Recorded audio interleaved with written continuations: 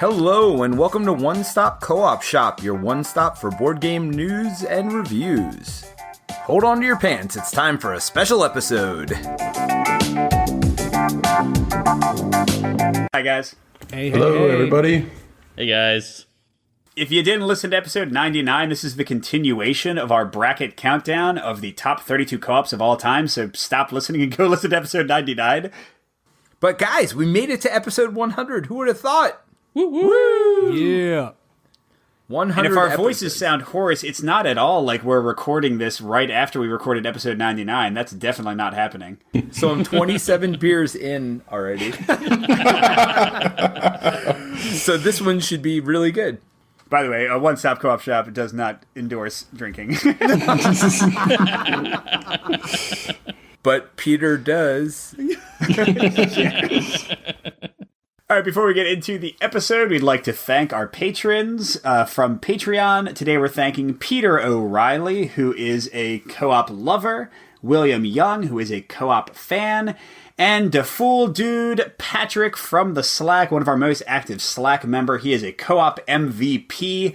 Hasn't sent us a message yet, though, but hopefully we'll get one to read for him soon. So thank you, Peter, William, and Patrick, for your amazing support. And thank you for everyone supporting us. Hey, if we can get to $150 monthly on Patreon, Colin and I will record a playthrough. And the idea I had, Colin, was for you to do a play of Lord of the Rings with me and me to do a play of Arkham with you. I think a lot of people would like to see that. So get us to $150 on Patreon. Should be awesome. I would love that, by the way. So speaking of Colin, what's your Patreon MVP message? You guys rock. Are we just going to have him do one every time he's on? Yep, pretty much. He's so creative with that. I love it. Yeah, so we've been doing this for, a little over 2 years now, as Mike said on the last podcast. And just a little fun fact for you guys. I think I've said this before, but it's kind of cool to look back at the numbers. The first year of our podcast, we actually had only 6,700 downloads. Our first full year of the podcast, so that would be 2018, we had over 52,000 downloads. And this year already, halfway through the year, we've had over 52,000 already just this year alone. So the amount of growth we've had over the last 100 episodes has been amazing. Thank you all so much for following us, downloading us, subscribing to the podcast, writing reviews on iTunes, supporting us through Patreon. We really appreciate everything you've done for us. So thank you from the bottom of our hearts. 100 episodes in, and we've got many, many more to go. We're not stopping anytime soon.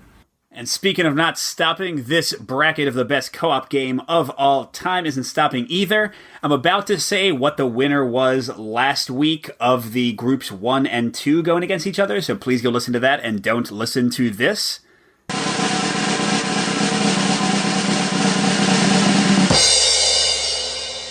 Alright, but if you're still here, the winner was Arkham Horror the card game in a close vote over Gloomhaven, the number 1 seed, so an upset to put Arkham Horror the card game the 5th seed in the finals. So we're going to jump right in with Group 3. Here are our matchups. We have Pandemic Legacy Season 1. Season 2 was already knocked out last week. That's the number 2 seed, going against Journeys in Middle-earth, a new kid on the block, the 31st seed. Pandemic Iberia, so got 2 pandemics here, the 15th seed versus Legendary Encounters, Alien, the deck-building version with aliens, that's the 18th seed. Mansions of Madness, 2nd edition, that's the app integrated game, 7th seed versus the Exit game series. I forget which one fell in this ranking, but it's the best ranked one. This is one of those unlock exit games, that's a 26th seed. And finally, Imperial Assault, using the app that allows co-op play, versus Zombicide Black Plague. Imperial Assault is the 10 seed, Zombicide Black Plague, the 23rd seed. So, who'd like to talk about Pandemic Legacy Season 1? Pandemic Legacy Season 1 kind of took the board gaming community by storm when it was first released. It was the knockout for the Legacy concept of games.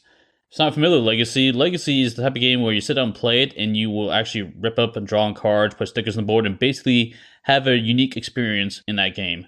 It took the tried and true pandemic formula and added some interesting twists to it.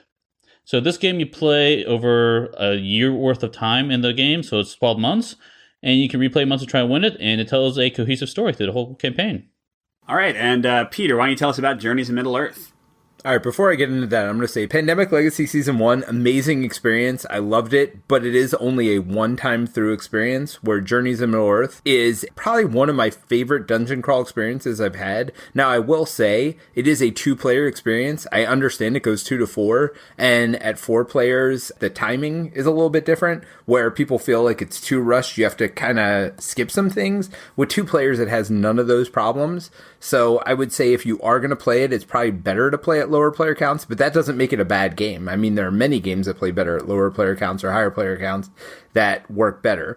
So it is a re-implementation of the Mansions of Madness system, where you are going around exploring. There's only 3 actions you can do. You can move, you can explore, and you can interact with something on the board. So it's very simple to play, but the story that comes out of it, the combat in there, I just really enjoy all of the things that come out of this game, and I love exploring the story. The new expansion came out today. I just bought it. So for me, it isn't necessarily a great Lord of the Rings experience. I think it is a great dungeon crawl adventure experience. All right. So I've randomized the voting order, and we'll kind of progress through it as we go through the games. Colin, you are first. Pandemic Legacy Season 1 or Journeys in Middle-earth? Yeah, so I've played through Season 1 twice. I've also played through all of the first campaign of Journeys, and I'm halfway through doing it a second time. So I have a lot of experience with both games, and I'm going to say hands down, it's Journeys in Middle-earth. I think Pandemic Legacy Season 1 was amazing when it came out, but the thing that Journeys provides to you is being able to replay the game. I'm having a totally different experience playing it a second time, even though I know the general story. We've had different scenarios come up because we've done different choices. So to me, hands down, Journeys is the better game. It's just got more of that campaign feel, and you can replay it. So I'm second by the randomness, and I hate to be, because I've only played, I think, 3 months of Pandemic Legacy Season 1, whereas I played more Journeys in Middle-earth. I kind of wish that it was taken out of my hands, but I will vote. I'm not a big fan of Pandemic as a system overall. Most of my opinions on Pandemic Legacy Season 1 are based on other people saying it's one of the best game experiences they've ever had. The part I played was fine, but I wanted kind of cool stuff to happen each month, and that did not happen, at least in the months I was playing. It seemed like a lot of the cool stuff had already kind of passed me by. So, oh God, it hurts me to say it, but I'm going to go with Colin and also say Journeys in Middle-earth. So, yeah, that's 2 votes for Journeys. Peter, you're next. So for me, Pandemic Legacy Season 1, there will be almost... I find it really hard to imagine that any game will hit me as hard as that one did. That any game will change the way I think about games as much as that one did.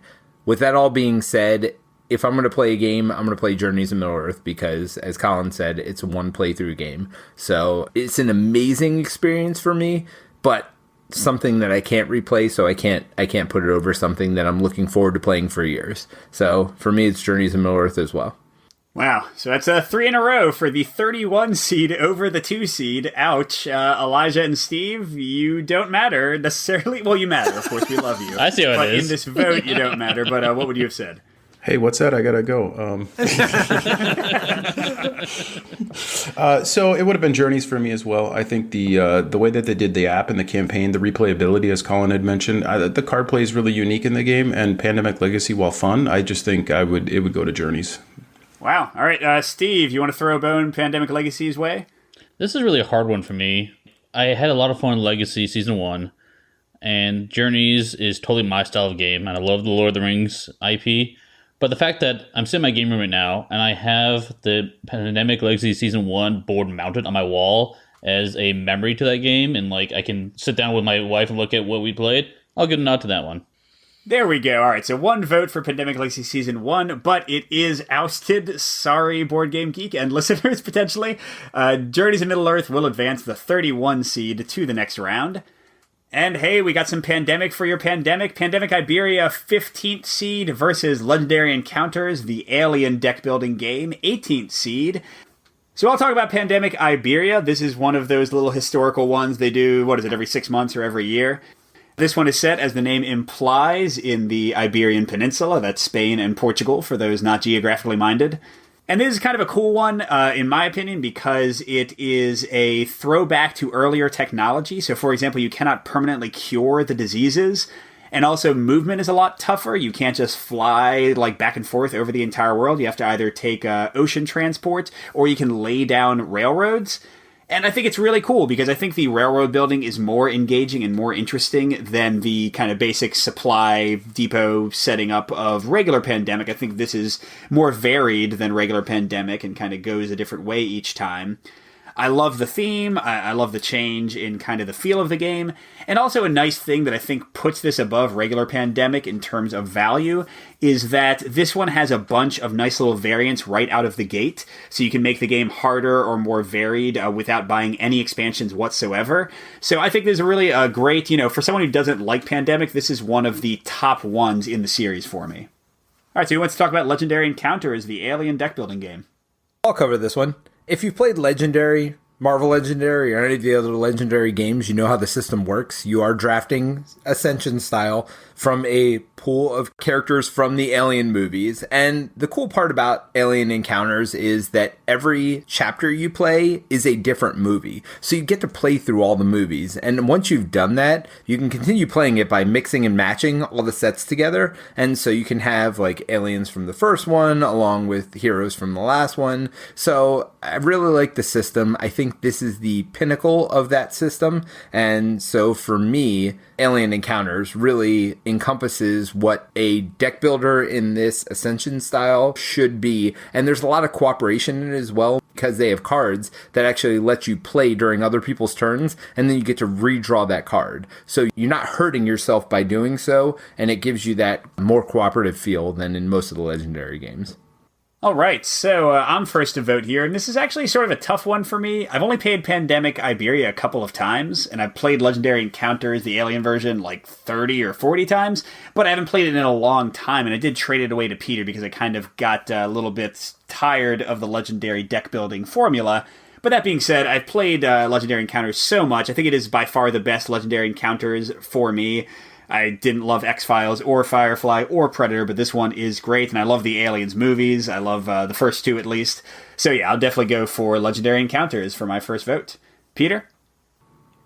And I'm going to mimic what you said. Obviously, I bought it from you, so I did like the system myself, and I love how it makes you feel like you're in those movies. So for me, Legendary Encounters, I played Iberia. I haven't played it a lot. It may have shifted otherwise, and I'm sorry, Matt Leacock. Thank you so much for being on the show, but we're going to vote down 2 of your games in a row, I think. All right, Elijah.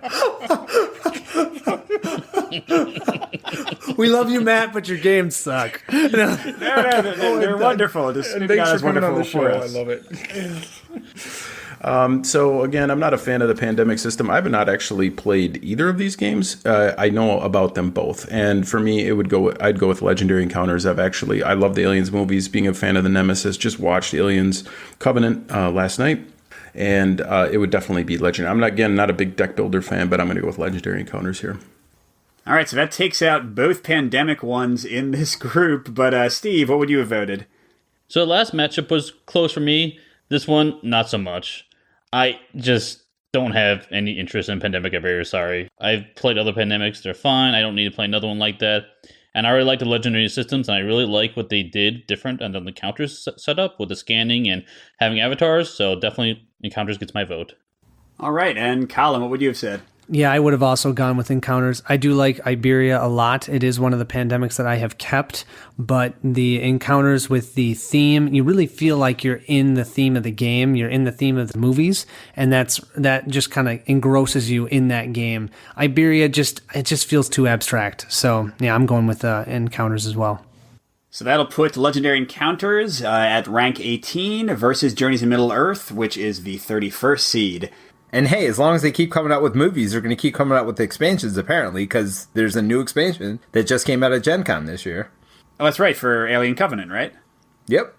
There you go. So it's not I dead will note, yet. by the way, that we have knocked out every version of Pandemic that's been on the bracket, and it is the most represented game series. The only one that's left is the big daddy of them all, Pandemic, and looking at its opponent, I think it will get knocked out too. But anyway, we will move on. Next is Mansions of Madness 2nd Edition, the 7th seed, versus the Exit series, the 26th seed. So Mansions of Madness 2nd Edition took the game that was the 1st edition, which was a one versus many haunted house mystery setup, into a fully cooperative game that's supported by an app. And this was a very exciting announcement at Gen Con when the news was released, and they had early copies there. And I was one of the suckers that bought this one, and I had a lot of fun playing it. There's some fun elements to it. There's fun mysteries in it. The game's fairly simple with the actions you can do, but each of those scenarios plays a lot differently, and there's definitely a hidden puzzle behind there you have to try to figure out how to solve. I won't go into too much more of it, but if you're interested in a Arkham adventure game where you can all play co-op, or maybe even have a trade element in there, Mansions of Madness may be your game. All right, and Colin, why don't you tell us about Exit? Yeah, so Exit is one of the many types of games that we've been seeing coming out recently that are like the escape the room games. So instead of you having to go to a place and do an escape room event where you get a bunch of people together, you try and break out of a room within an hour, you can now do it at your own home. With Exit, the difference is you actually will destroy the game while you play it. So it's a one-time play only, but that does mean that the puzzles are very unique. So it is one of the favorites of my family over here, the Exit series, because those puzzles can be very different because you might have to cut stuff up, you might have to rip things, you might have to punch holes through something, just look through it, and all of a sudden that gives you the answer to the clue. I will say that Exit has less of a theme and more about the puzzles than maybe something like Unlock, but if you're really into puzzles and you're really into solving those in a short amount of time, usually an hour, then that's the Exit series for you. All right, so Peter, you're first to vote. Mansions of Madness 2nd Edition or Exit? So I'm going to cheat here. I do love Mansions of Madness a lot, and I think it's a great game, and I think it's a great system. I've had my ups and downs with it over my plays, but I've come to love the simplicity of it. I think Journeys of Middle-earth does a better job of implementing what it's trying to do, and of course it should, because it's a 2nd edition of doing the same thing. So I think there are a lot more tactical choices there. So nothing against Mansions of Madness, but what I'm going to say here is I am using Exit because it is the only escape room game on this list as my proxy for all escape room games. I tell you, there's no genre of game I have been loving more than these escape room games. That includes Unlock, that includes Deckscape, that includes Exit. I bought them all. I just bought a new Deckscape today. I love these series of games. And I don't know what it is. I'm not a big puzzle guy normally, but I just love the puzzles that come in these games. And so for me, it's an easy choice. I love the escape room games, and Exit's a great example of it. So for me, I'm going with Exit. All right, Elijah, how about you? This is tough. I sold Mansions, but I'm not a big fan of puzzle games. I like theme. I like how the app is done in Mansions. I don't know. This is so tough. You know, the other thing is, so Journeys is, I think, a more refined, polished experience, and there's a lot of Eldritch Horror type material out there. So I'm going to have to go with the Exit series, I guess. I don't know. This is tough. Yeah, it's weird. This was totally unintentional because, again, I took these from the rankings, but all three games, except for Descent 2nd Edition, all three games that use kind of that app, that FFG app, are on here. Journey to Middle-earth, Imperial Assault, and Mansions of Madness. Yeah, it's tough because, I mean, it's literally 50-50 for me. And then, I'm kind of going with Peter that the Exit is really the whole series, right? So, I don't know. All right, well, we've got two for Exit. Steve, which way are you going to go? This is a tough one. They both kind of have limited replayability in a sense. Well, I mean, you can play Mansions more than that because there's actually a board game in there. But really, the whole draw for me from Mansions is that puzzle. Once I kind of figure out what's going on for that particular mystery, I kind of know what to expect and how to play it, and the clues aren't as exciting. I mean, I know the mansion does change, but the base storyline is kind of the same. So I'm looking at something like that versus something Exit, which is obviously one playthrough and you're done because you cut up stuff. And I think with the time spent on both of them, I'd rather sit down and do a quick puzzle like Exit than playing Mansions of Madness. Wow, so that's three for Exit. Colin, which way would you have gone?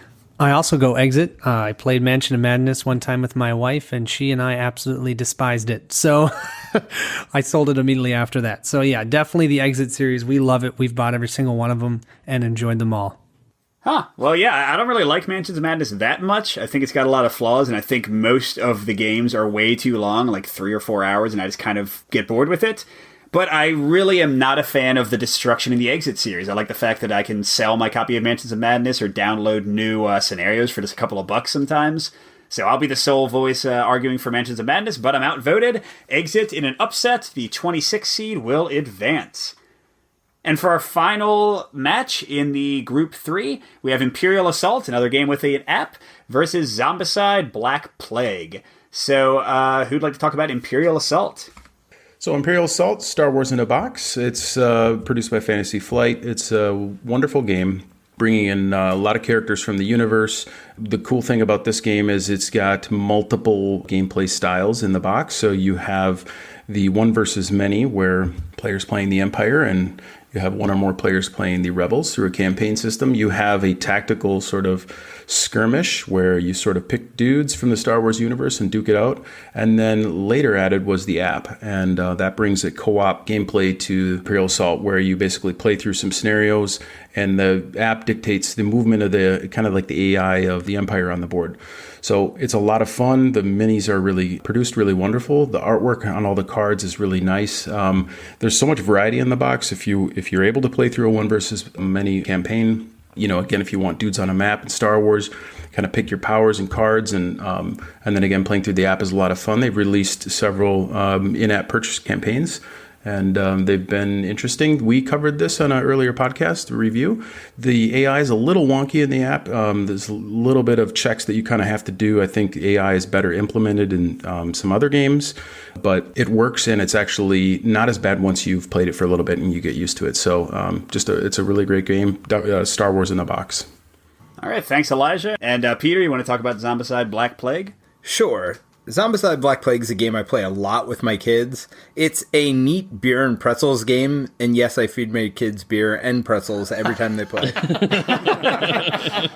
But the miniatures are amazing. The gameplay is fairly straightforward and simplistic, so you can play with people who love the zombie theme. You can play with people who aren't into games necessarily. It's not something that would be hard to introduce to new gamers, so it's just a game that is easy to get to the table and decently fun to play. I have some problems with the balance, and that's my biggest complaint about the game, where, if someone levels up ahead of everybody else, they get a great weapon or whatever. It's easy for them to outlevel the group, so that's my one big negative for the game.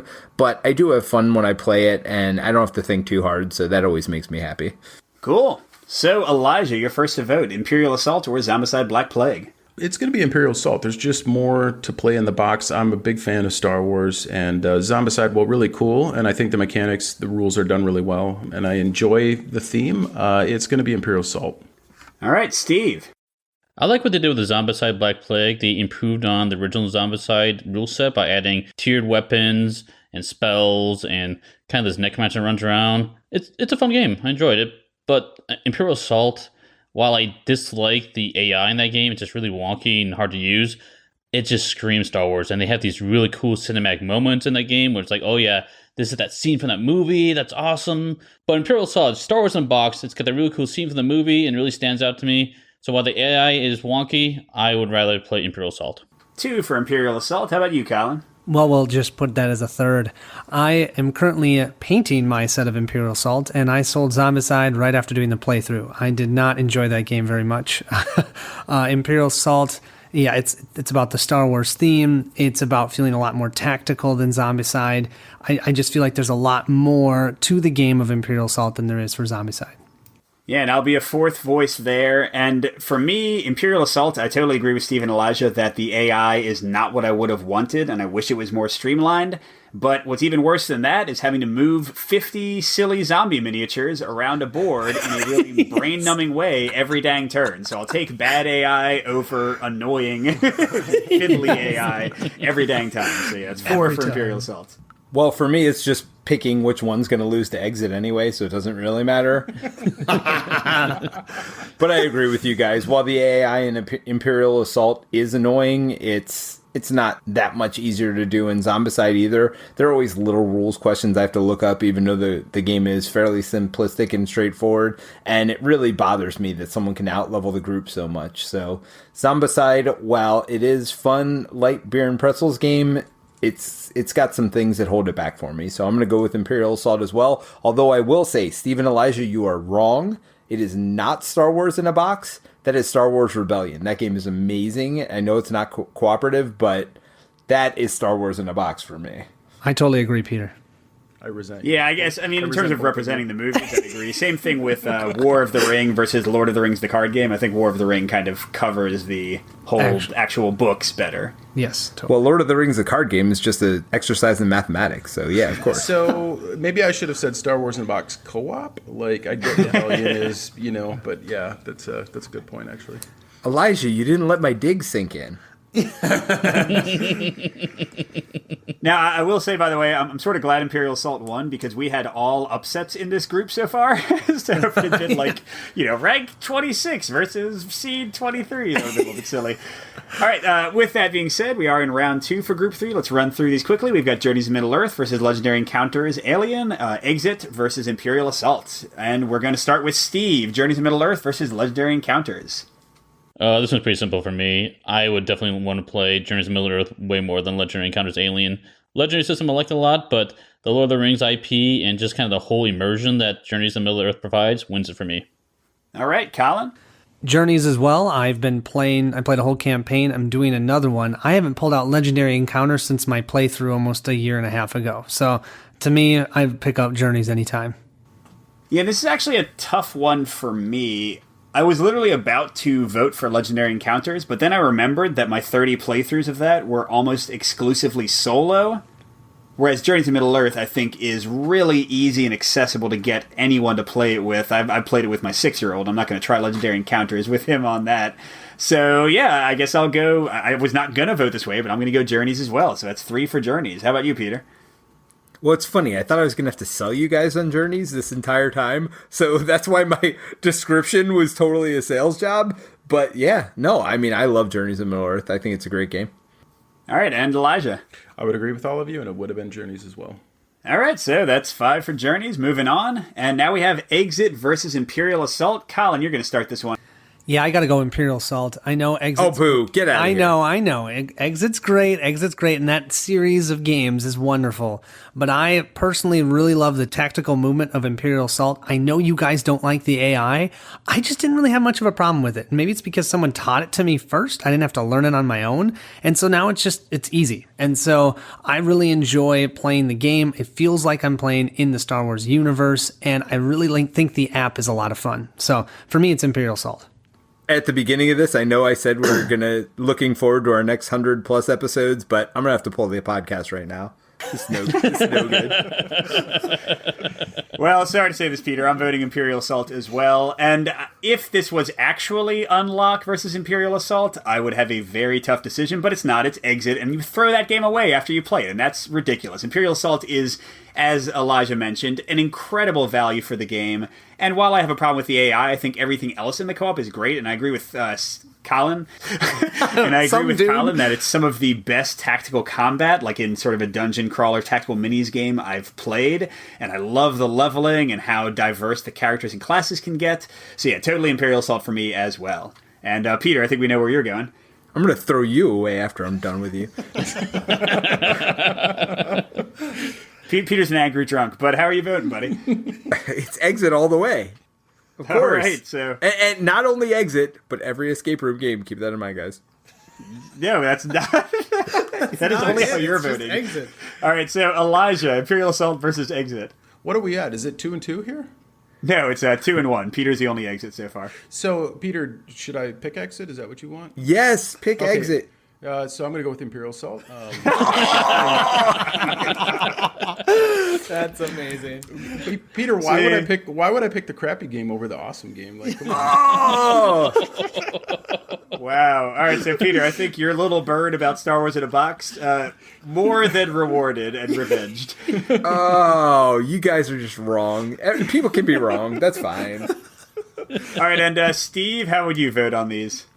So while I have some issues with Imperial Assault with like the AI and I wish the leveling was better, the cinematic moment sell it for me. And the Exit game, while I do enjoy the escape room games, sometimes they can stall out in the middle of the solving the puzzles, and I don't get that feeling in Imperial Assault. So Imperial Assault it is. All right, wow. I don't think I would ever have called this. And I will say on the Slack, people were talking about the groups, and Group 3 was clearly the totally up for grabs one. We have the 31st seed, Journeys in Middle-earth, versus the 10th seed, Imperial Assault, two Fantasy Flight games with miniatures using almost the exact same app system, one set in the wildly popular Lord of the Rings universe, one set in the wildly popular Star Wars universe. So, and I'm first. Great. Why am I first? I was introducing it. I didn't even think what I wanted to say about the games. Okay. I think Journeys in Middle-earth is more accessible and simpler. I think Imperial Assault is a better tactical game and a more thinky experience. I think the app is a little bit better integrated in Journeys in Middle-earth. But if you ask me which game I want to play right now, even though I think I definitely like Lord of the Rings more than Star Wars in terms of an IP, but I would definitely say Imperial Assault over Journeys in Middle-earth. Even though Journeys is the newer game, I think it is a little bit too dumbed down for me compared to Imperial Assault. Imperial Assault has just tons of depth, and I adore it. All right, Peter. Well, I'm done selling because apparently that didn't work. Peter, what's your job, by the way? Yeah, I was going to say, don't quit your day job. My day job is selling. Leave me alone. So for me, Journeys in Middle-earth is a better game. It is a more fun game. It is easy to run. It is easy to play. It is easy to set up and get to the table. So any day of the week, I'd rather play Journeys in Middle-earth over Imperial Assault. All right, Elijah. Yeah, this is interesting because they're both they're both tactical, they're both great IPs. Journeys is a little too dumbed down for me. I like how the app integrates in Journeys, but in some ways I feel like it's too app-centric. Like a lot happens in the app, which is great. And I think the variety you get in Imperial Assault, I just love the way that you can sort of upgrade your characters, the cards, just the decisions that come through in the game is just better. And I'm going to go with you, Mike, that I think between the two, it's a tough pick, but right now I'd definitely pick Imperial Assault. There is no way Imperial Assault's winning this bracket. Get out of here. Well, we'll find out, won't we? Right now it's up 1-2 for Imperial Assault, 1 for Journeys. Steve. Yeah, this one's a little close one. It's tough. And I think based upon there are some things in Imperial Assault that just kind of rub me the wrong way, I have to get a nod to Journeys in Middle-earth. There you go, Steve. All tied up. Colin, you get to decide once more. Okay, you guys. Well, this is hard. Okay, I love both games. I have Journeys fully painted. I have Imperial Assault middly painted. Dang it. Well, that's not Journey's fault, though. I mean, that's not Imperial Assault's fault, because Imperial Assault has like 3 times or 4 times the miniatures, right? You're right. That's a very good point. But I think I've got to go with Journeys. And the reason the reason I'm going with Journeys is the card play in that game sells it for me. I know people think it's similar or samey over and over again, and I don't know if it's because whenever I've played it controlling 2 characters, so we've actually always played with 4, but I've only played with 2 people, because when you do that, you have a lot more decisions each turn because you're deciding for 2 characters, and we then spend 10 to 15 minutes, okay, you're going to go over here, and then I'll go over here, and I'll complete this thing, and I'll interact with this guy, and then all of a sudden everything changes because something happens in the app, and it's so wonderful. And Imperial Assault, you do all this planning and then you roll some dice. And then you do some planning and you roll some more dice. And so I really, really like the Journeys checking for those successes and then scouting and putting down your cards to use them for later. Yeah, I got to give the nod to Journeys. All right, this is a 31st seed, and I think with Nemesis, one of the 2 newest games on this list, and it is in the Final 4. I don't know how many people voted for that one. I think it's a very low number, so that's going to definitely cut out a ton of people in terms of the winner of our bracket challenge. But we are moving on to Group 4, our final group. We have Spirit Island 3rd seed versus Burgle Brothers 30th seed. Pandemic, the original 14th seed versus Lord of the Rings, the card game 19th seed. Mage Knight 6th seed versus Space Alert 27th seed. And Robinson Crusoe 11th seed versus Chronicles of Crime 22nd seed. And man, can I just say there are some heavy hitters in this group here, right? Yeah, just a little bit. Yeah, like, I wish we had taken some of these and put them in Group 3, so that would have been a bit more interesting, because there were some, yeah. All right, anyway, we're going to jump right in with Spirit Island versus Burgle Brothers. Who'd like to talk about Spirit Island? So Spirit Island's into the game. It takes the tried and true theme of developing on some land and twists it on its head. In this game, you are playing as these spirits or these island gods, and these colonists are trying to settle and develop on the land, but you are siding with the natives and trying to kick them off. So the whole game, you are trying to grow in power, get more energy, and play cards in such a way that you can scare them or straight up eliminate them from the board. All right, and who wants to talk about Burgle Brothers? I can jump in for Burgle Brothers. So, Burgle Brothers, you and a band of teammates are breaking into a bank, and you are trying to break open a certain amount of safes and get out from the top of the building before you're captured by any of the guards. It's a game where you have the basic kind of pandemic feel. You've got 4 actions. You'll do them, and then the guards will respond and do an action. And then you are trying to find those specific safe tiles, as well as any tiles that are orthogonally or vertically adjacent to them.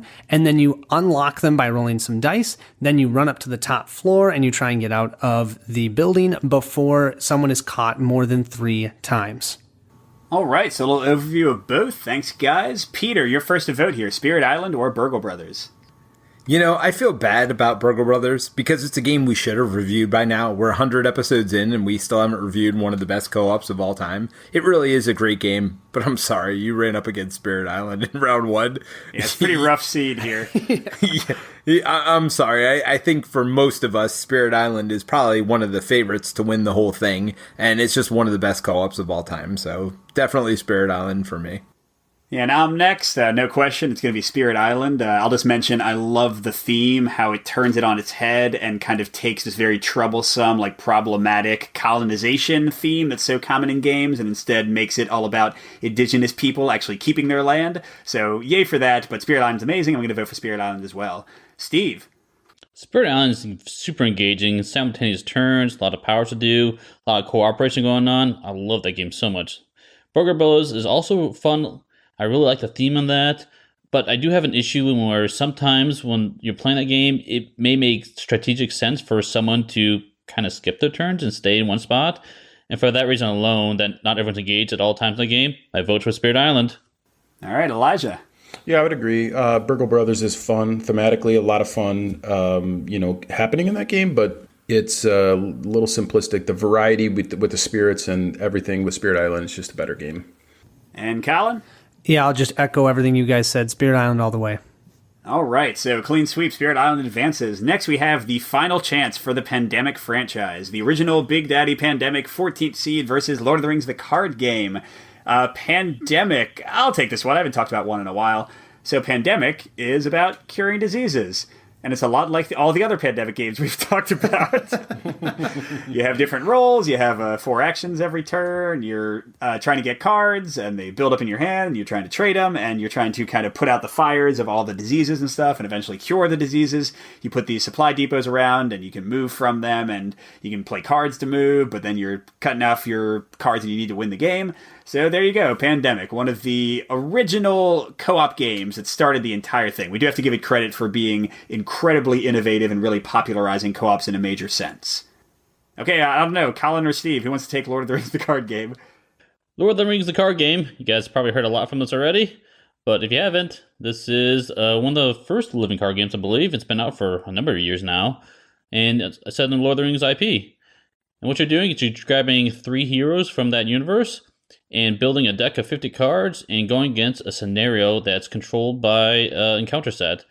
And so you're trying to go on quests, trying to complete locations, to make progress on quests, trying to kill bad guys, and each quest is very different how it plays out. There's a lot of different variety in this game, bosses of different nature. You even go sailing in this game, and with the wide availability of how you can build your deck, there's a ton of different deck concepts out there. So if you like deck building before you sit down and play a game, or rather people use the term deck construction, take a look at this game, Lord of the Rings, the card game. All right, so I am first to vote here. And man, I have gone on record several times, including on the Slack, about Lord of the Rings, the card game, and some of the issues I have with it. But today I want to talk about it in a little bit of a different way. And I want to say what I think is a little bit of an epiphany for my difficulty with the deck construction in Lord of the Rings. So the thing with the deck construction in Lord of the Rings, the card game, compared to Arkham Horror, the card game, because we've had debates about them, is that in Arkham Horror, I feel like I can build any deck and just kind of have the fun of exploring what happens with it. And even if it gets completely crushed, I'll still advance on. whereas Lord of the Rings wants me to see what the puzzle of a scenario is and build a deck that in some way addresses that. So I can't just kind of play in my little like playroom with toys and build stupid decks that shouldn't do anything well and to see what happens. I'm going to get destroyed. I have to match the scenario, and that's nothing against the game. I'm realizing it's nothing against the game. It's just my preference of deck construction. So that's just the thing I wanted to say briefly about Lord of the Rings. It's something that occurred to me recently, and I do want to play it more because I want to kind of go in giving this puzzle mindset a chance. But that being said, I don't like Pandemic that much. I don't like that I wait around for cards to come into my hand. So I'm definitely 100% going to go for Lord of the Rings. Even though it's not the kind of game that I want it to be sometimes, it's a great IP, great variety, and yeah, it's definitely for me a better game than Pandemic. Steve? Still much just wrong on Lord of the Rings, so gotta go up there. I don't build decks to beat scenarios unless I've like played it like 5 times, then maybe I'll do it to try to actually win it. But I build weird decks. I mean, everyone who plays with me can contest to that. I use cards that I probably shouldn't use just because I want to see how they work. And I even use cards that are super powerful just because I get tired of using them. I don't use them in my deck. And the fact that you can build a deck to win a entire cycle, I mean, it's a way to actually play the game if you want to go that route. But enough of that. I love Lord of the Rings. And while Pandemic is a great game in its own, I liked it a lot when I first got it. But I played it out and it just doesn't hold water anymore. It's not a game I would grab off the shelf at all. I'll grab it to introduce people to board gaming, but that's basically it. So my vote, Lord of the Rings, the card game. All right, 2 for Lord of the Rings. How about you, Elijah? So I think Pandemic did bring co-op to the forefront, and I think it made the gaming accessible to a lot of people. That said, Lord of the Rings is definitely a better system overall. The artwork, the variety, just the co-op nature of it is just much better. I think Pandemic is going to get samey, and it is an older system. All right, so that means Lord of the Rings advances, but Colin, you want to say anything? Yeah, I think everyone said what we need to say. Lord of the Rings for me as well. All right, and Peter, I am curious, would you vote for Lord of the Rings here? I'd like to say thank you to Matt Leacock for coming on the show. We really appreciate all your contributions, and there's one person with you. I am for Pandemic here. And there we go. Yeah. No, I'm sorry that everyone else in the group is wrong and they don't respect your contribution to what we are as a co-op society and community. And I'm with you, Matt Leacock. Pandemic all the way. All right, so we get a really nice, easy matchup for round 2 in Group 4, Spirit Island versus Lord of the Rings, the card game. Next will be Mage Knight, the 6th seed, versus Space Alert, the 27th seed. I know I'll probably be talking about Space Alert since I'm sure I've played it more than any of you, but who'd like to talk about Mage Knight? I've played Mage Knight a ton. So, Mage Knight, you are in a universe, it's a fantasy, generic fantasy universe. You are a mage. You will start out with just a very basic set of cards. It's slowly a deck builder, but kind of not. Because you only will put a few cards into your deck, but you will become substantially stronger because what you're going to do is you're going to explore this universe. You have hex-based tiles, you'll be exploring out, you'll find 2 cities, you'll try and defeat those cities. If you're playing cooperatively, there might be more than 2 cities, and what you'll do is you'll gain units. Those units will be on the table. You'll also get a larger hand size, so you'll have more cards that you can play with. The real fun mechanic in the game is every card can be used for multiple things. You can always play a card sideways to get +1 movement, +1 attack, so it just gives you lots and lots and lots of different options. It's a huge puzzle game, but it's set in an adventure world, and the art is really nice. It just looks really good on the table, and they give you painted minis. So you have painted minis on the table as well, so it's got a great table presence. A great game. It's a wonderful solo, a little bit harder of a sell for co-op, but you can definitely do it. I just do not suggest it with more than 2 people. Yeah, I was going to say the exact same thing before I got into Space Alert, kind of pulling a Peter here, and same thing for the 7th Continent. Mage Knight is wonderful solo. Co-op, But I'm talking about Space Alert. This is one of my favorite early co-ops. I love Vlaada Chvátil and his designs. I love Czech Games Edition in general. So in Space Alert, you're all on a ship together. It's a real-time game. You can play, they have apps now that play it for you, but originally it came with a CD, or you could have somebody read the alerts while keeping track of time. That was such a ridiculous thing. It's like, just let us play with a CD or a computer, guys. Come on now.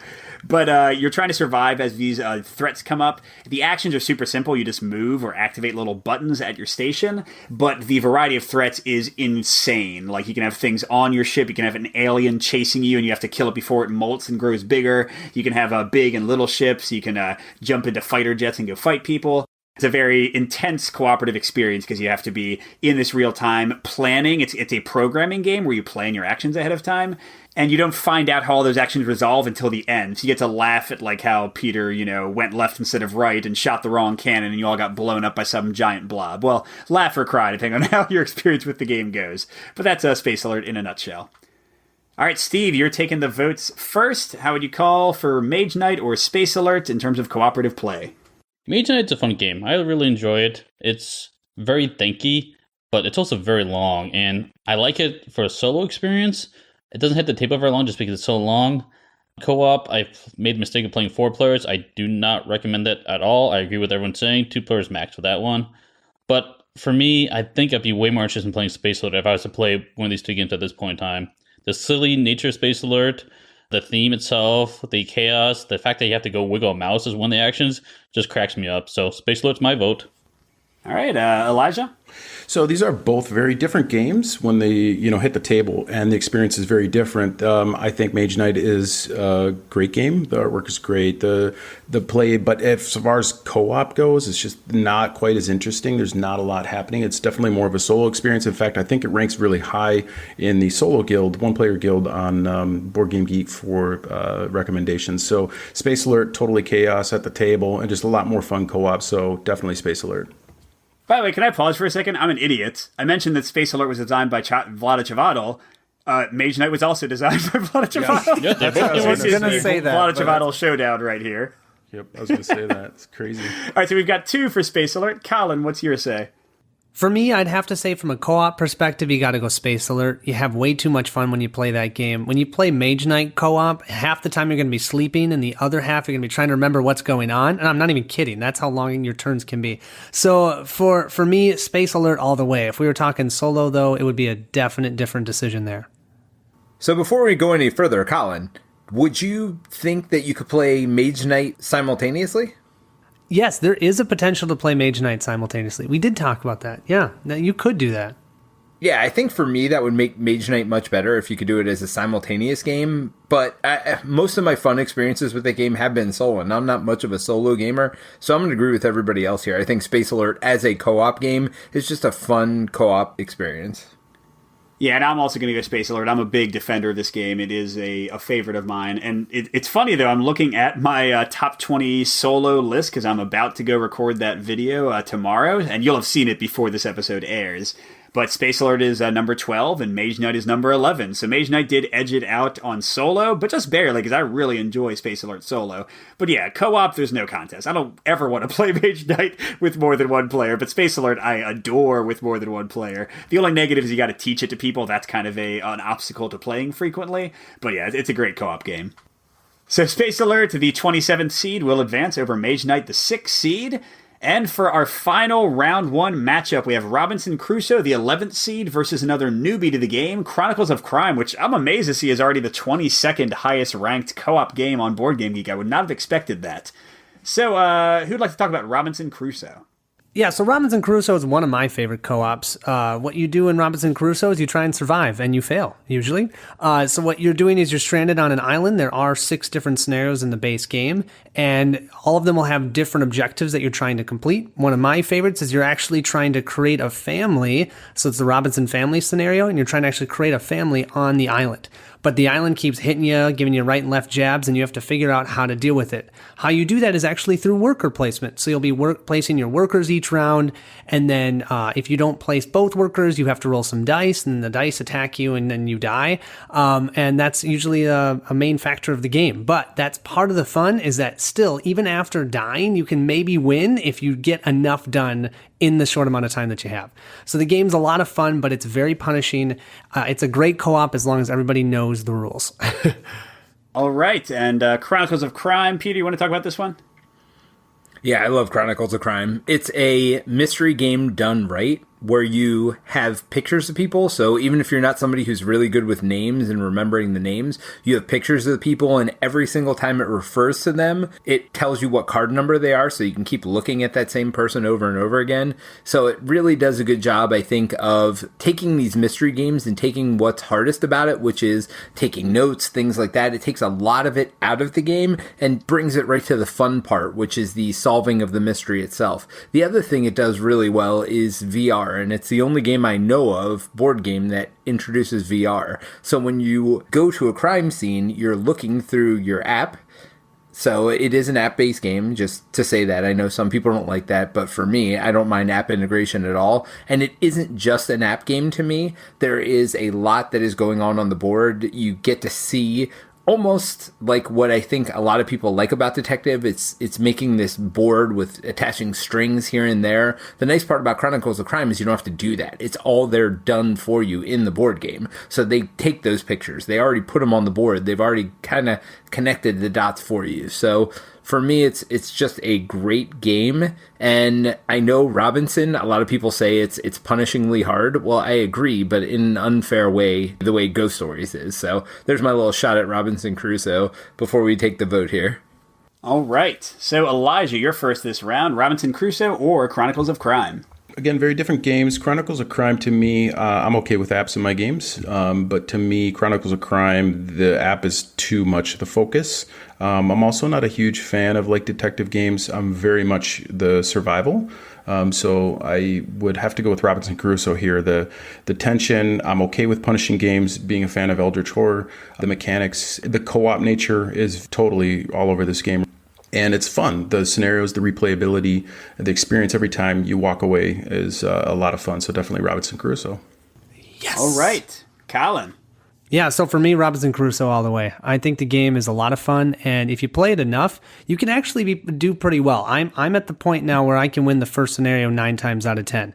So I think a lot of it is just having an understanding of how those dice work and which certain actions you need to place 2 workers versus 1. I have a lot of fun with that. I played Chronicles of Crime with my wife. We played one scenario. It was okay, but it didn't grab us at all. And so when we play Robinson Crusoe, she loves it. I love it. So yeah, Robinson Crusoe all the way. All right, 2 for Robinson. Peter. Well, I mean, for me, it's a no-brainer the other way. Chronicles of Crime is an amazing game, and I have fun with it every time I've played it. It, to me, is a detective game done right, and I actually compare it a lot to the escape room games, and maybe that's why people like it or not like it. It's just figuring out the puzzle, figuring out the mystery. I just love everything about it. I think the VR is done really, really well. And for me, Robinson Crusoe, it comes down to dice rolls, and sometimes you just roll to the point where your action is completely wasted. And not only that, let's throw on top of it that you get hurt or winter comes or something else bad happens. So, I don't know. There are some things about Robinson Crusoe that I really like, but overall, I just am not a fan of the whole system. Oh, man. So this is a really tough one for me, and I didn't think it was going to be, because I actually sold my copy of Robinson Crusoe, and Chronicles of Crime we gave a really positive review of, but I've soured a bit on Chronicles of Crime, having played it more, and I do think Robinson Crusoe is the better design, kind of. I think it's impossible to argue with that. Chronicles of Crime, I agree with Elijah that it is way too app-heavy, although I love the VR. I do not mind the VR at all, but the fact that I have to scan everything, I don't love that. And I also don't love that it kind of becomes like an adventure game, like the old Monkey Island games, where I just have to, I don't know what to do. Like, I think a lot of the cases, I just get stuck, and I just scan everything, bam, bam, bam, scan, scan, scan, and it's really monotonous and kind of mind-numbing.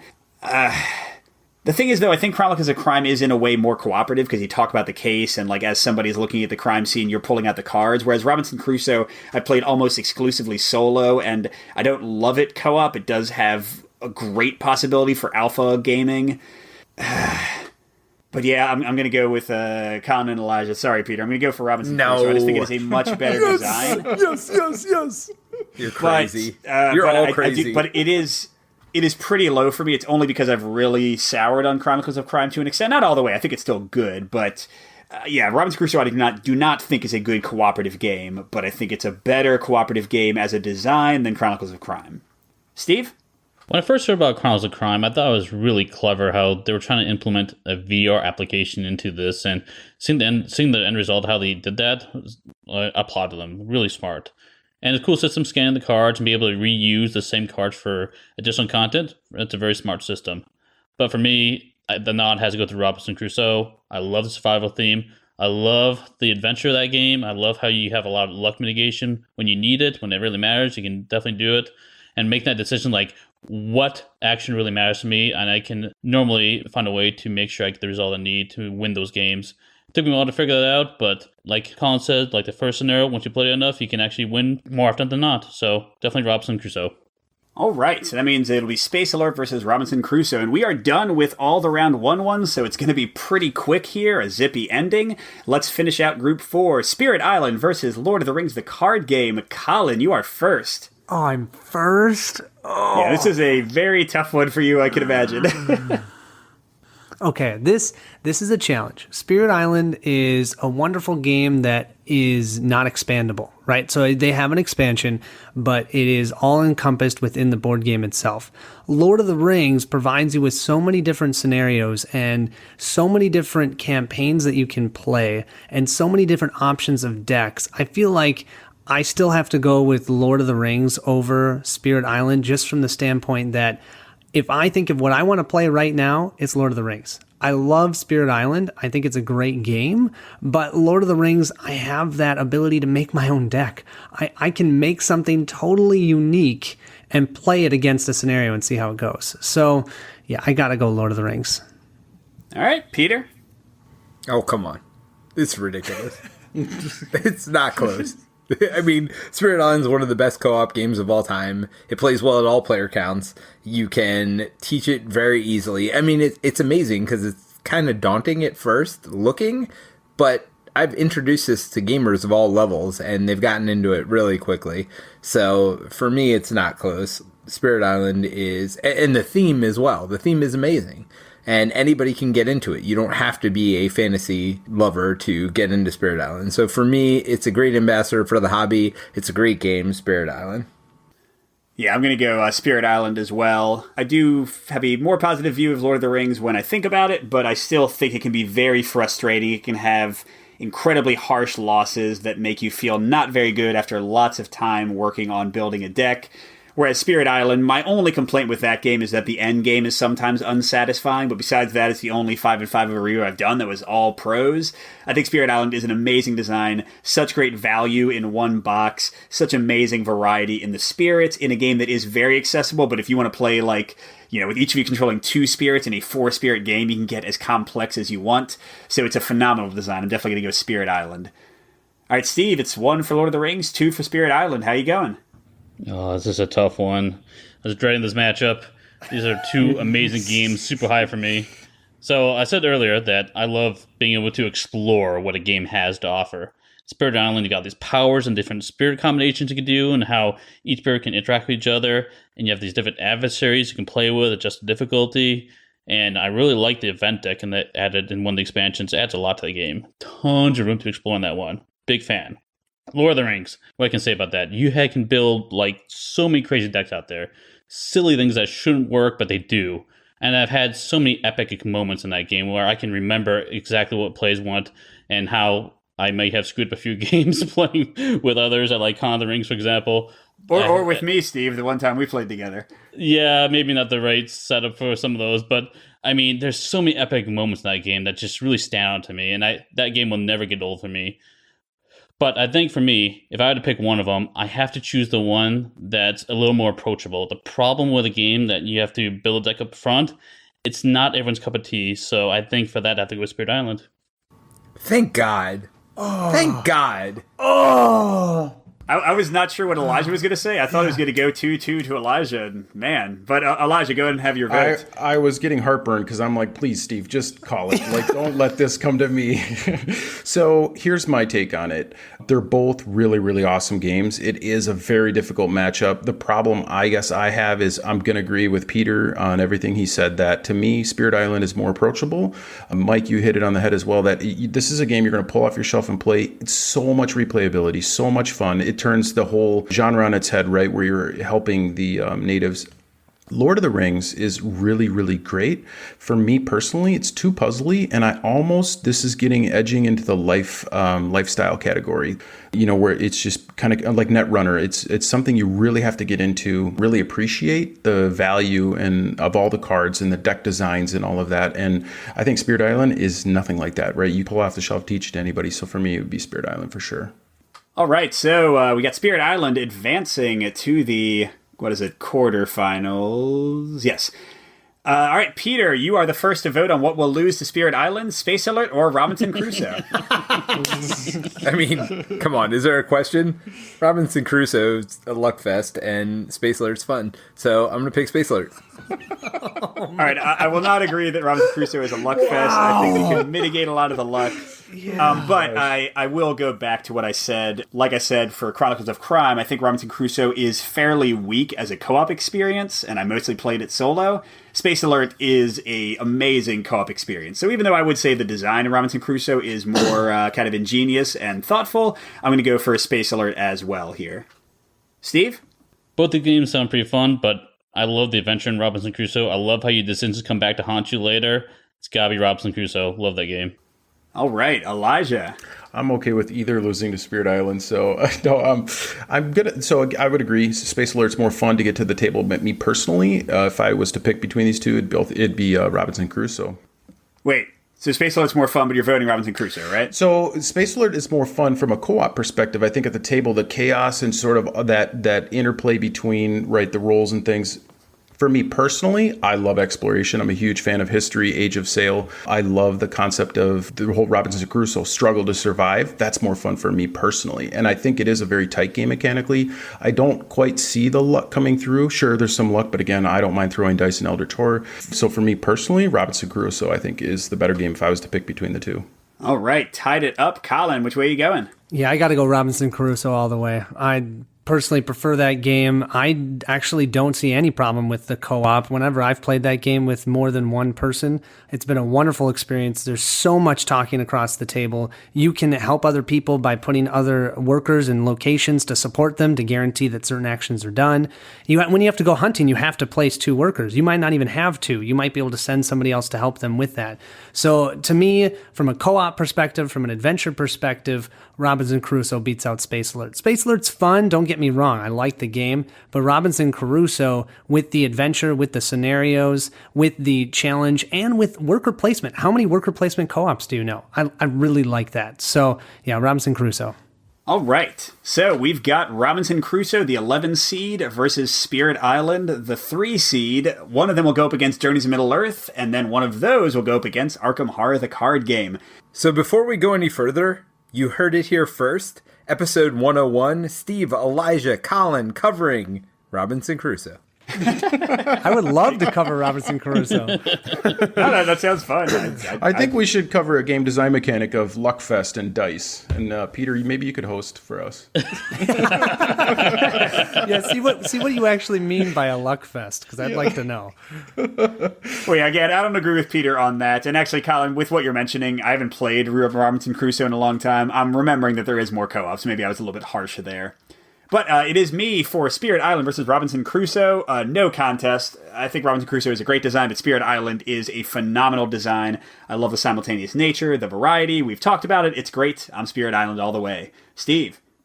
I love how we have 2 island games in this vote. That's pretty hilarious. So, yeah, and one's focused on the white man surviving, and one's focused on the indigenous people. Hey, there could be people from other nations in that shipwreck, right? Right? I mean, not with the art that's in the game. Yeah, not with Robinson Crusoe, but... yeah, I was going to say, Robinson Crusoe fair. is definitely a white dude with Friday helping him out. And by the way, this is just a quick non sequitur.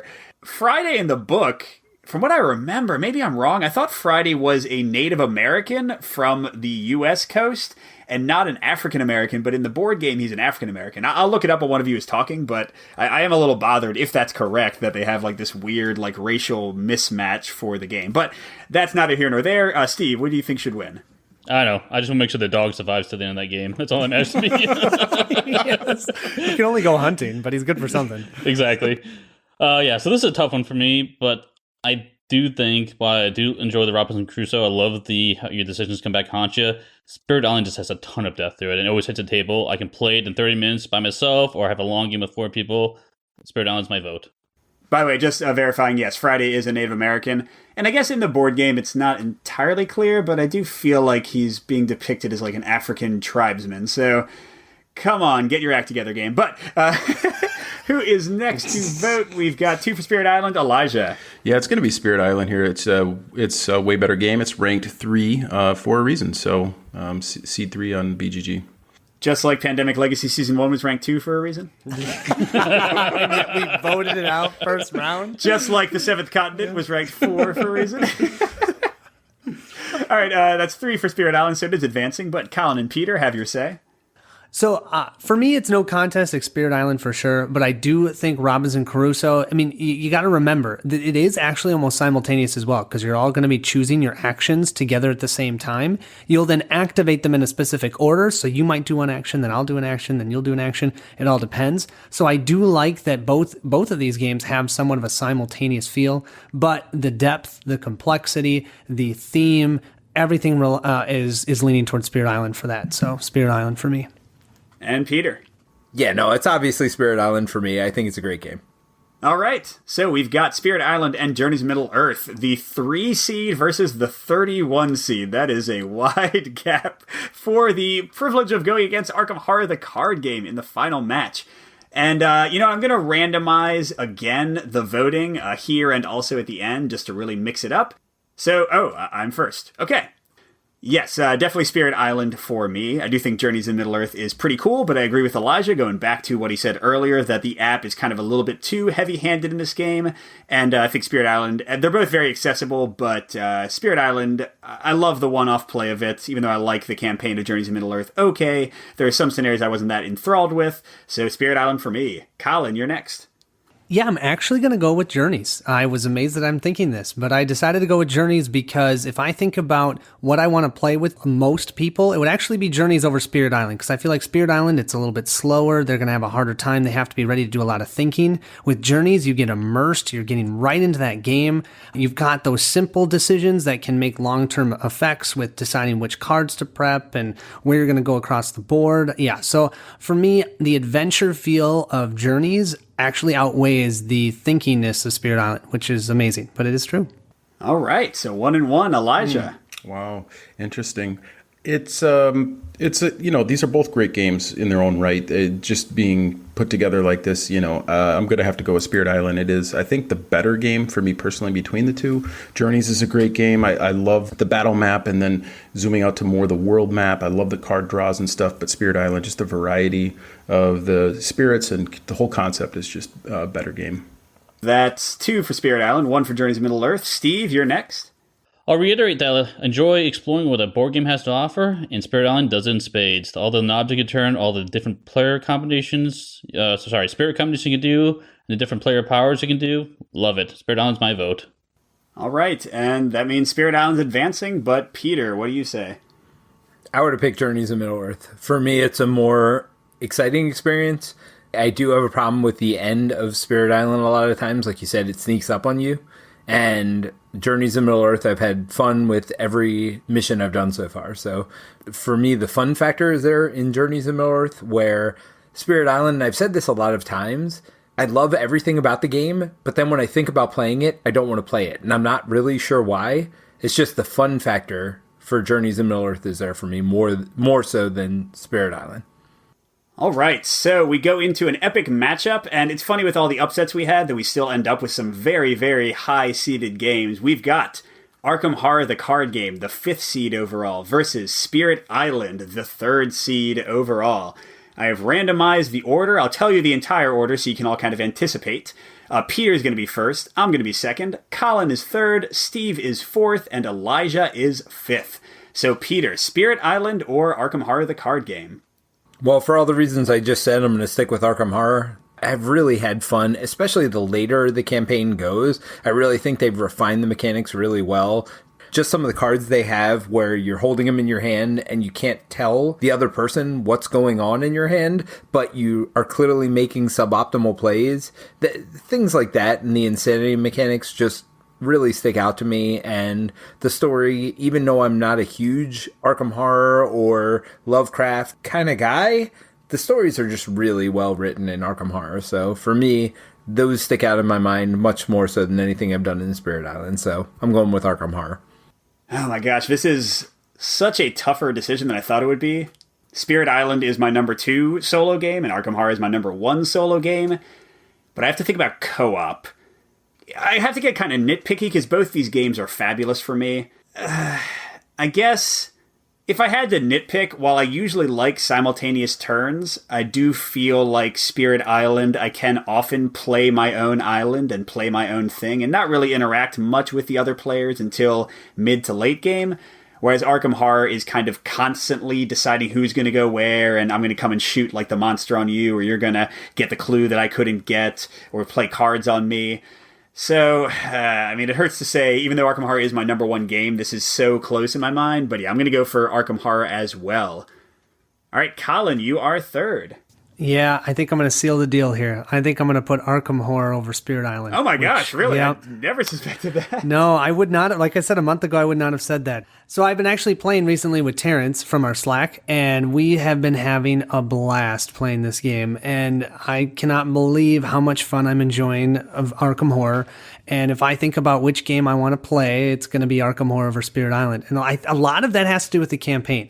I am really enjoying the story of Arkham. I don't like the theme as much, but how the story unfolds and seeing how they do the scenarios and how different things, the different knobs they can pull and change, I really enjoy that. I love Spirit Island, but the problem is every time I play it, it's going to be the same type of thing. With Arkham Horror, every time I play it, the fun part is seeing how that encounter deck is going to screw us up and what we try and do together to be able to beat it. So yeah, that's Arkham Horror for me. Wow. All right. So that means Arkham Horror is the champion. But Steve and Elijah, we want to hear from you. Steve, you first. I guess remain true to what I said earlier. I mean, if I chose Spirit Island for being more approachable, it definitely is here. I mean, Arkham's a fine game, but you got that deck building, and it's not everyone's cup of tea. Not to mention some of the other decisions in the game with some of the randomness that's kind of can be an annoying factor in it. I gotta go with the cooperation level in Spirit Island. I just far exceeds Arkham in my opinion. So definitely Spirit Island. All right, and Elijah, final word. So, Spirit Island to me is too much of a puzzle, and I like to roleplay it hard, and I feel that comes through more in Arkham Horror. I'm also going to agree with Colin that what the designers are doing with this game, with the scenarios, the packs, and the campaigns that come out, this game edges on lifestyle because I think the deck building is a little bit more approachable with how they've handled it. To me, the theme, the act, the agenda deck, the encounters, it can be kind of swingy, but it's also very co-op at the table as well. I feel it's never dry. I think Spirit Island for me can be a little bit mathy and a little bit puzzly, and I never really feel that in Arkham. I mean, I can see it there, but it's always thematic. It just drips with theme. Which location are you going to go to, and flipping over the act and agenda, even though you might have played them right, the scenarios, they're still exciting. And then the different, like I go back to the classes play so differently. It's a really awesome game. So definitely I would have went with Arkham. All right, so there we go. 4-1 for Arkham Horror, the card game. And at least according to One Stop Co-op Shop, that is the best co-op game of all time, at least out of the 32 that were chosen based on BGG ranking. Maybe there's some dark horse game that's ranked 1,000 on BGG, but we all love more. I can't think of what it would be, but... Salvation Road. Yeah. Yeah, Salvation Road. Oh, there you go. So actually, that's one kind of fun thing to do to close out the episode. Can each of you, real quick, think of a great co-op game that was not on this list, but that for you would have advanced really far? So just to give you guys some time to think, I'd like to say the Arkham Horror versus Lord of the Rings debate is now closed. Again, by transitive properties, Spirit Island defeated Lord of the Rings 4-1. Arkham Horror defeated Spirit Island 4-1. So 8-2. Lord of the Rings is defeated by Arkham Horror. Debate closed. Well, okay. So with that being said, so who's ready? Who's got a co-op that was not on this list of 32, but they think could totally contend with some of the games on here? I mean, for me, it's The Mind. I think everybody knows that. I think everybody's heard me talk about it a lot of times. I actually thought it was going to be on this list. I don't think it would have won, but for me, that game is just way more fun than it has any right to be. So I'm going to keep selling it to people. It's a $15 game. Don't even think about it. Go out and buy it. I'd like to throw out Maximum Apocalypse, but I know you're not a fan of it, but I feel it's a really, really solid game. I'm not sure how... This is not about what I think right now at all. It's all you, so go ahead, man. I mean, so I'm leaning towards Brook City is also, I think, would have been interesting to have on here, or the Street Masters is not rated, which kind of surprised me, actually. But I'd probably throw Maximum Apocalypse in here. So it gets pretty decent ratings on BGG. It's approachable. It's a lot of fun. Doesn't take itself too seriously, and the components are great. I think the design is pretty solid, and it's a great game. Yeah, I'll go next. We actually played this at Gen Con this year, and that'd be Shadow Rift. I actually think Shadow Rift is a really fun, unique deck builder that has a town mechanic that's really makes you feel like you're actually fighting for something, because these town folk can actually help you. And then what the enemies do is, instead of hurting you, which sometimes they'll throw wounds at you and everything, but they usually kill your townsfolk. And how you die is when you reveal your town. If it's all corpses, you lose because there isn't a town to defend anymore. So I really like how that game plays out. It's a lot of fun, and it feels a lot more thematic than even something like Aeon's End, where you're going, well, I'm fighting for this 30-point hit point gloom, whatever it's called in that game. Gravehold, thank you. I'm fighting for that 30-point Gravehold, versus with Shadow Rift, I'm actually fighting for a town, and they're going to help me as long as they don't die. I'd probably put a tilt in there just because of its unique factor. I gotta mention U-Boat. I love that game. It's so different than any game I've ever played out there. And the immersion factor that is just off the charts. Nothing comes close to it in that category. It's fun that we sit down and play this game, and I've had people like, okay, there's a microphone. At some point, if the enemies listen for us, you might have to speak quietly. And even if you have the microphone feature turned off, people still start whispering. They get so engrossed in the theme. It's so fun to see that. Not to mention all the roles are different, and it's like the only actual real-time game I could think of, which is very unique. So yeah, U-Boat is really shining for me lately.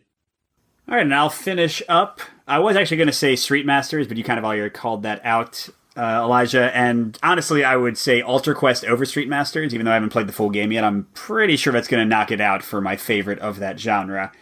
But I'll kind of go related to that, and I'll call out Sentinels of the Multiverse.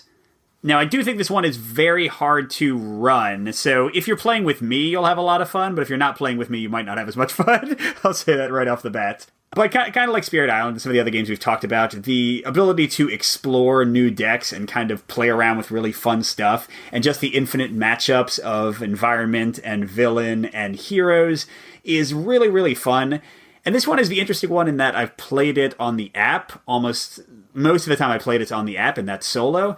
But when I'm playing it physically, I don't really like to play it solo nearly as much. I love to play it multiplayer because it's just fast, it's fun, it's goofy. People like to get into their characters. I've had really, really awesome experiences playing it multiplayer. Again, with me almost running it as a GM, kind of, as well as playing one of the heroes. That makes the game go very quickly. You don't have to memorize all the dumb stuff going on.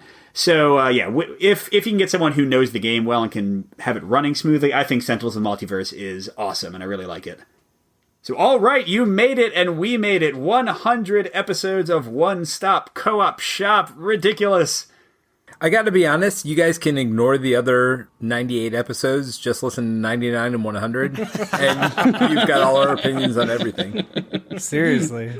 All right, well, thanks for joining us for 100 episodes of the One Stop Co-op Shop. Thank you so much for all of you who have been with us from the beginning, and if you haven't been, I was just joking earlier, please stop by and listen to any episode that covers a game that sounds really interesting to you. Here are deeper thoughts and deeper dives on those games. Like, that's the one thing I think we do really well is deep dive a game. So if you want to know everything, all the ins and outs before you make your purchasing decision, I think we've got 97 episodes worth of great stuff for you guys. Yeah, and we'll have to do this in another 100 episodes, assuming the rankings have changed somewhat. We got to assume that some games are going to break through, but we'll find out. Well, thanks for joining us again, and we will see you next week where we cover another great game. Thanks, everyone. Thanks. Thank you. Thanks for listening to another episode of the One Stop Co-op Shop podcast. Please check out our YouTube channel at One Stop Co-op Shop. If you want to reach out to us, the best place to talk to us all is on the Slack. See the show notes for details. Also, you can support us on Patreon. Check out patreon.com/onestop. Thanks for listening, and we'll see you all next week with another Top 5 list. So the first year we did the podcast... The pasta. How many beers have you had? 27. I was very Oh my specific gosh. about that just 10 seconds ago. Please step into the squad car. Now it's 28. How did you know I was driving in podcasting, sir? Oh, man. The amount of growth... Why can't I say growth? Why do I say growth? The stuff we grow. What's up with growth? Growth? The amount of growth we've had... Jeez. I can't believe I put can't it say Mike, that. take it over. Mike, just take it over. No. Seriously, lay off the alcohol.